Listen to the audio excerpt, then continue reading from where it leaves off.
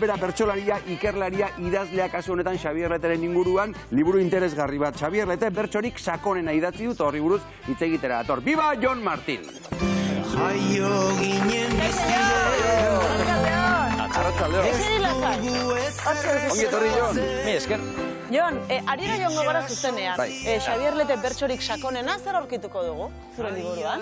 Bueno, hasieran biografia txiki bat, Ezto Kamairuren historia pixka bat, eta, bueno, garai testuinguru sozial politikoaren errepaso bat, zentsurari buruzko gogoetatxo bat, eta batez ere liburuaren beste erdia edo Xabier Letek bertsolaritzarekin izan zuen harremana eta bertsolaritzan izan zuen eragina.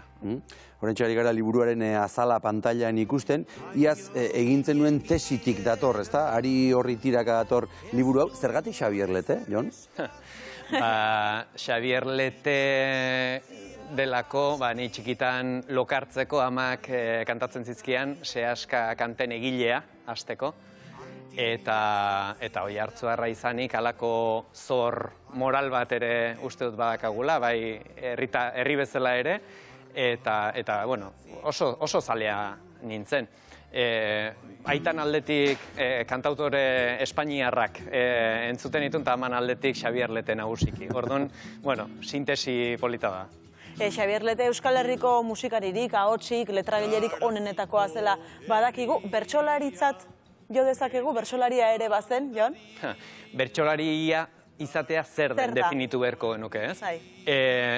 Bapatean bertsotan jarduten duen gaur eguneko bertsolariekin konparatuta bertsolari eskasa izango zen Xabier Lete, eta izatez Jon Lopategi zenak esaten zuen Xabier Leten benetako desioa zela bertsolari izatea, hori izateko litzaiokela. Xabier Letek sekula bapatean kantatu altzuen, Jon?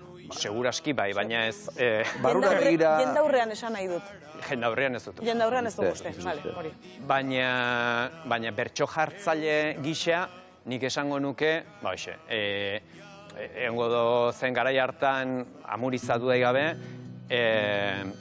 Salvador, eta nik uste haiekin bateratzu Xabier Lete izan daitekela, ez bertso jartzailerik onena, eta bertso jartzaile bezala ezagutzen ditugu, gehien bat Txirrita, Xenpelar, Bilintx, beraz, nik bera ere bertsolarien kategorian kokatzea erabaki nuen. Zer eman dio Xabier Letek bertso gintzari? Bueno, Xabier Letek eman dizkio hasteko doinuak. Asko gainera. Bai, doinu gintzan, Xenpelar datu basean sartzen baldin bagea, bertsolari gutxi daude eta kantari gutxi daude, Xabier Letek aina doinu ekarri dizkiotenak bertsolaritzari. Baina esango nuke, kopurua baino, kalitatea eta intentsidadea dela interesgarria, ez? Adibidez, guk erabiltzeaz gastatu egin genitxun zenbait doinu, ez? Adibidez, zeru altuan zegoen jaunak egina zuen mundua. Teologia, ideologia izeneko kantu baten doinua da.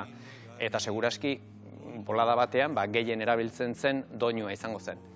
Eta bereziki, gerora bakarkakotan, Xabier Leteren doinuak eta batez ere metrikak hartu ditugu guretzat, ez?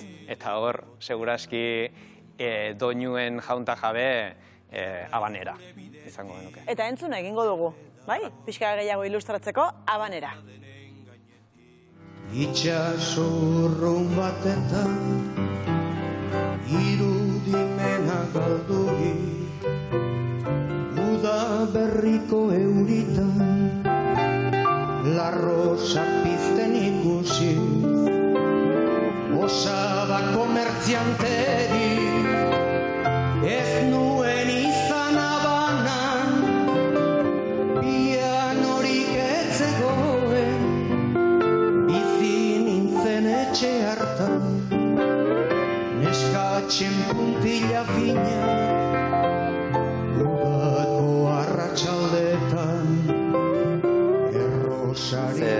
Bolita eta ze ongi abesten zituen bertsoak horrela zuzenean.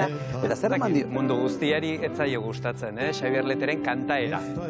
Bere letrak nik uste konsensu erabatekoa dutela, bere kantaera eta batez ere hasieran kritika askoren iturri izan zen.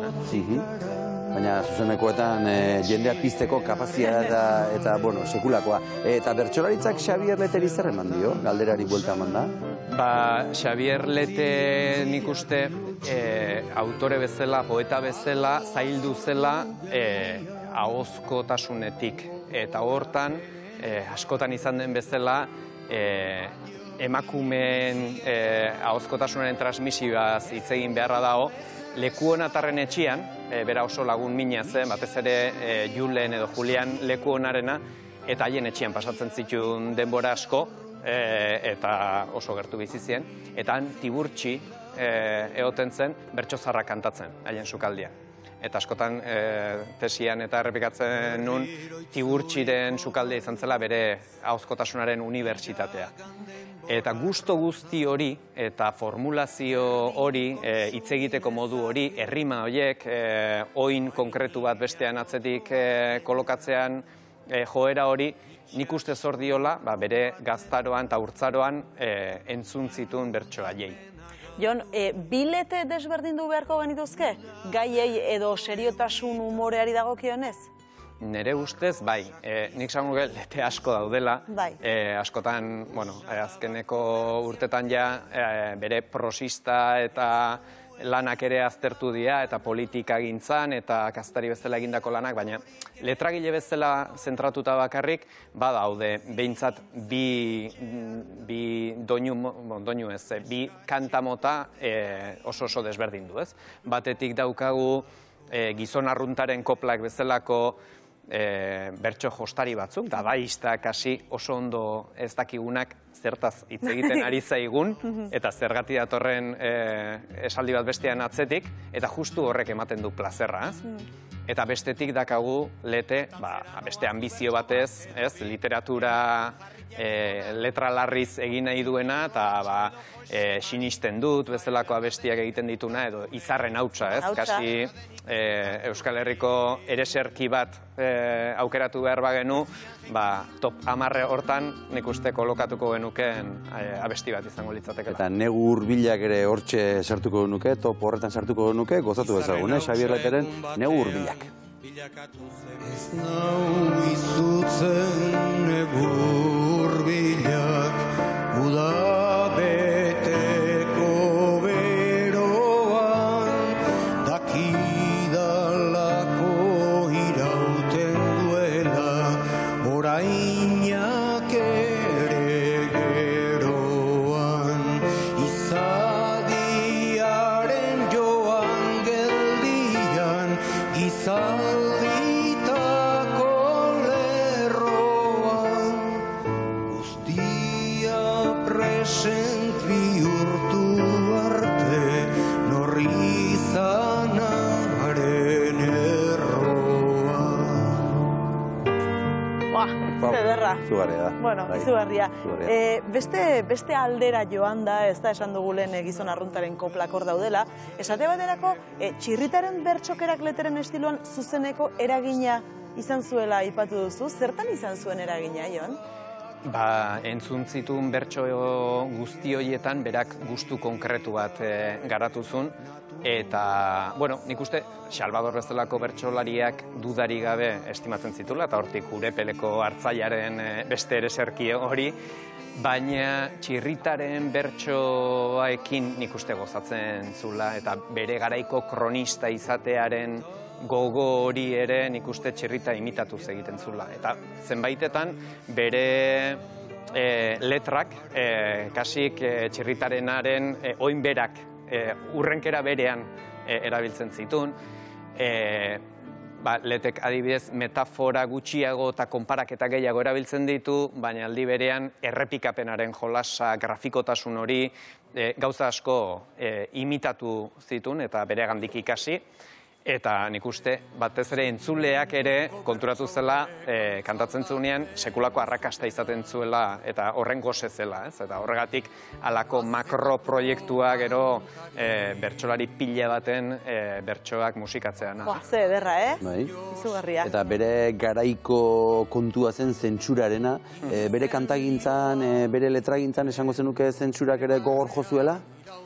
Xabier Lete eta Lourdes Iriondo izan ziren, igual Juleni leku honarekin batera, zentsurak gogorren, edo zorrotzen hartzen zituen pertsonak, eta bueno, bai isunak eta bai debeku esplizituak ezkantatzeko zenbait lekutan izaten zituzten. Nekane Oiarbidekin egon naiz dela gutxi elkarrizketatzen, eta ura juten zen, baimen eske, eta bai, aldiro etortzen zitzaizkion bronkak, eta gero zentsurak letra guztia baimendu beharra zituen. Beraz, importantea da, zentsurara bidali aurretik, autore bakoitzak egiten duen autozentsura. Edozein zentsuraren lorpen gorena hori da.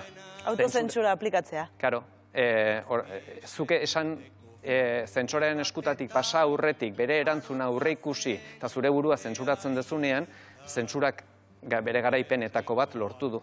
Zezua izea, ja, lehenengo zentsorea izaten.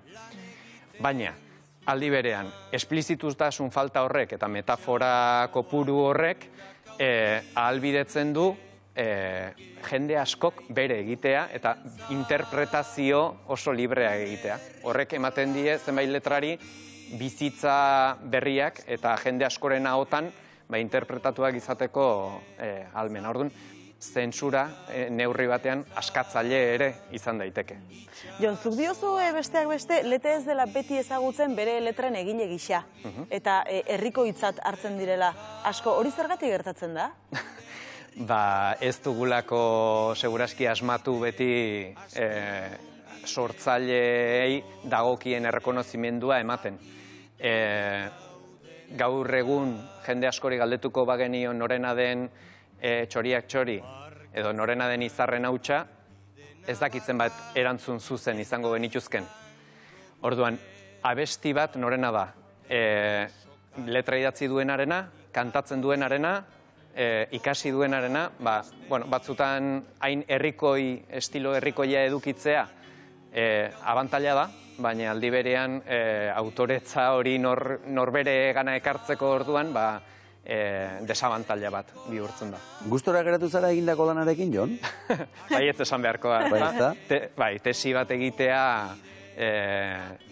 erditze txiki bat da, eta bai, denbora askoko prozesu bat, eta bere erdiminak ere badituena, baina gero distantzia hartuta eta egia esan 2 urte kasi pasadia bukatu nula tesia, eta orain liburuan irakurtzen dudanean, ematen dualako harrotasun puntu bat. Berriz irakurri duzu orduan? Osorik ez, Osorik ez. Puskak.